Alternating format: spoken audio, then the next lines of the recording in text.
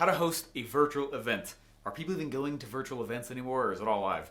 The answer is yes. We had 800 people come to my last virtual event, which is awesome. I'm going to show you more about that and how we made hundreds of thousands of dollars doing it. Let's dive in.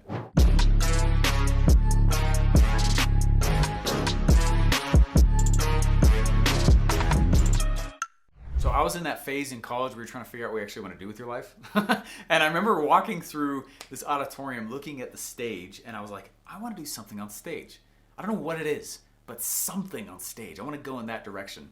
And I had done a lot of musicals growing up. I had leads in musicals. I had done a lot of stage as far as plays, but nothing business-wise. In fact, I was so afraid of doing anything stage outside of a script that I remember I muted Russell Brunson's sales videos when he was on stage. I muted them. I stood in front of the bathroom mirror and I would physically mimic his motions because I didn't know how to move. I was so shy and scared. I would be like, I would do exactly what he did, mimicking whatever he did because I didn't know how to move. I was a stiff. I just wouldn't move. And so I had to break that. And I knew, I was like, man, this is an area that I suck at. I need to get better.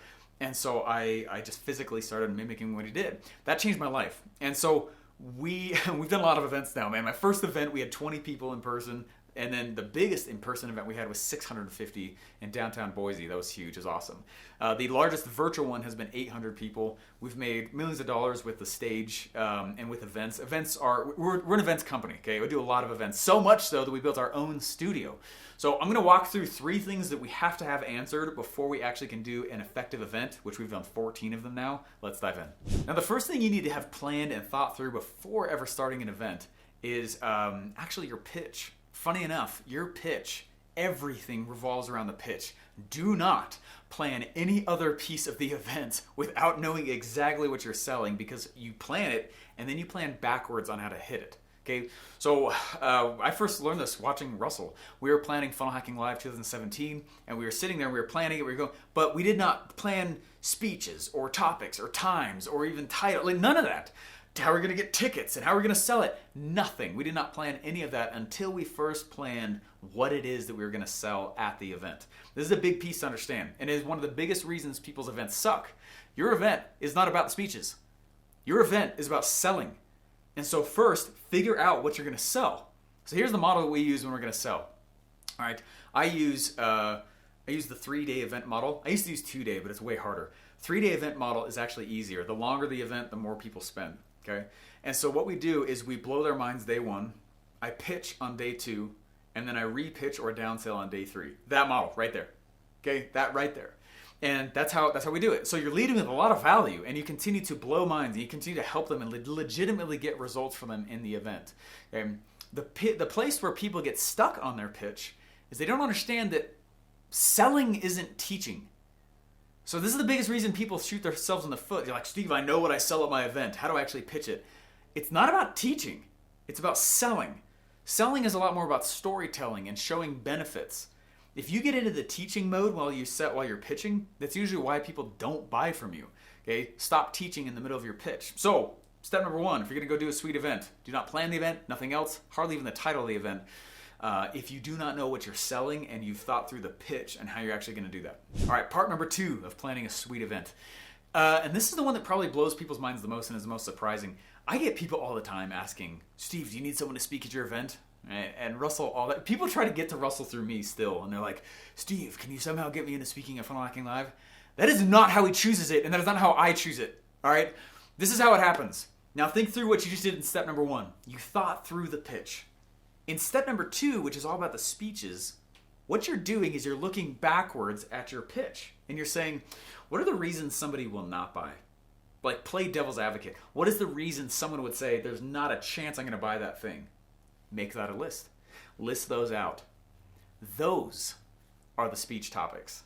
That's how we do it. We don't sit back and just say, I need someone epic and legit to come on my stage. No. It's all about the sale. And so what we do is we look at the actual pitch and we say, what are the reasons someone will object to purchasing? We make a list out of that, and then from those things we work backwards to make speech titles and then find the person who's best at talking about it. That's how we come up with the people to speak at events. So every single thing, every speech, it all ties back to the pitch. They're getting sold the entire event, not just when I'm pitching. That's one of the biggest lessons. Now along those lines, I actually am the one who chooses the speech title. The speaker doesn't. I never let the speaker choose their title. I never let the speaker choose their length. I'm very stringent on when you get on my stage, you also get off at the correct time. Okay, that's stage etiquette 101. People who get on my stage and don't end on time, I never invite them back. Okay, it's extremely rude because it's not about them. All right, they're solving a role that I need in order to go pitch later on. So I never let the speaker choose their title. I choose it for them, and it is based back to an objection I'm trying to sell, an objection that they're going to have to actually purchasing. Now, real quick in terms of length, I used to do my events for 2 days as the only speaker. I had to go 9 a.m. to 9 p.m. It is intense. You got to be an Energizer Bunny for that. But it was too much. And I had a stage. I've gone to several speaking coaches now and stage coaches. And one of my I had a stage coach tell me, Steven, your content's really good, but it's like eating steak and bread all day. And it's just like, whoa, after a while, it's like, oh, it's so much. It's a lot, man. You're going fast paced. It's good, but you got to give brain breaks. He said, so what you need to do is speeches should be no more than an hour, and there should be a 15 to 20 minute application/brain break afterward. And so that's what we do. And that's kind of the pattern throughout the day. And I'll talk for an hour, and then I give them a chunk of time to apply, but it's also bringing the energy down. So they're not so like, I gotta take that note and then that note and that note. Man, they get burnt out. It's too much. I also don't go late into the evening anymore. That's way too long. It's too much, man. It's way too much. So I plan for 1.5 to 2 hour meal breaks. And if you're like, man, that seems like it's a lot of breaks. It's funny is I actually get more from it. They get less, I'm saying less, but they get more application and stuff from it. Okay, I want to give you one of the biggest pieces I ever learned from anyone ever about stage. People buy to the amount they've interacted, not the amount they've learned. So what I need to do is orchestrate ways throughout the event to get them to interact and engage. Someone asked me to do an event on events. I might do that. Stay tuned, okay? Because events are a science, man. They're their own profession. I love doing them. But keep that in mind. People will buy from you to the degree they've engaged and interacted, not how much they've learned. And that's a big facade, that's a big mistake most new people make, and I certainly made myself. Hey guys, before I show you how to fill your event, which you need to know how to do, hit the subscribe button. Hit the like button if you're liking this stuff. Hit the hate button if you're also hating it, which I seriously doubt. But let me know. I just want some feedback. In the comments down below though, I'd love to know what's one of the coolest events you've ever been to. Okay, what's one of the like, man, that event was awesome, right? That way maybe we can go back and look and learn, like, man, what did they do in there that made that event so effective and powerful? I love live events. I'm so grateful that people are coming back to them. We have people come to our studios now. It's awesome. But down in the comments, tell me the coolest event you've ever been to. Step number 3, and I gotta tell you, it's the hardest one, filling the event. Ticket sales.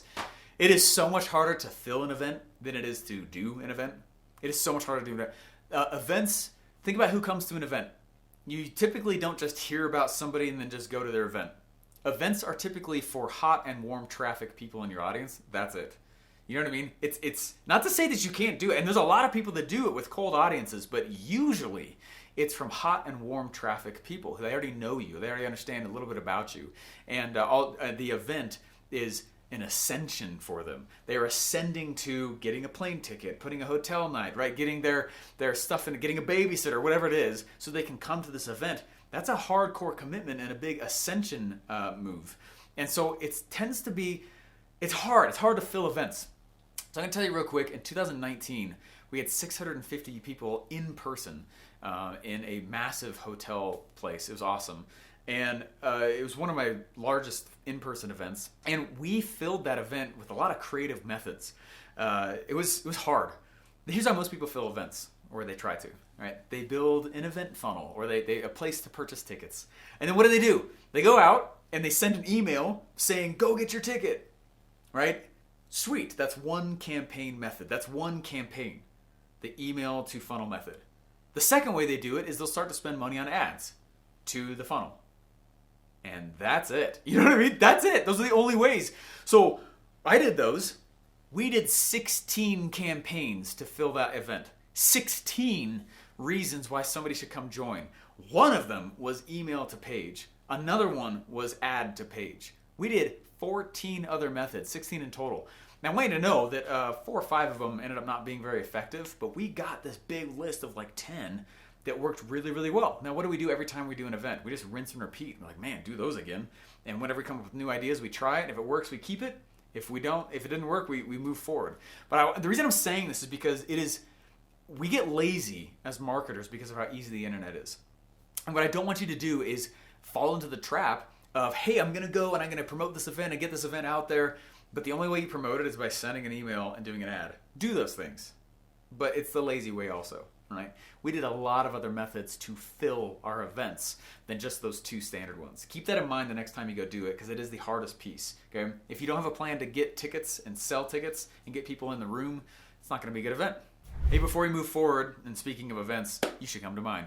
If you're learning how to actually launch your products on the internet, you're a perfect fit for our event literally called Offer Launch. Offer Launch will teach you campaign methods and ways to get attention on the internet. Going there is free, checking out is free. You can download the schedule, go to offerlaunch.com. It is in the description as well as in the first comment. I'll see you there.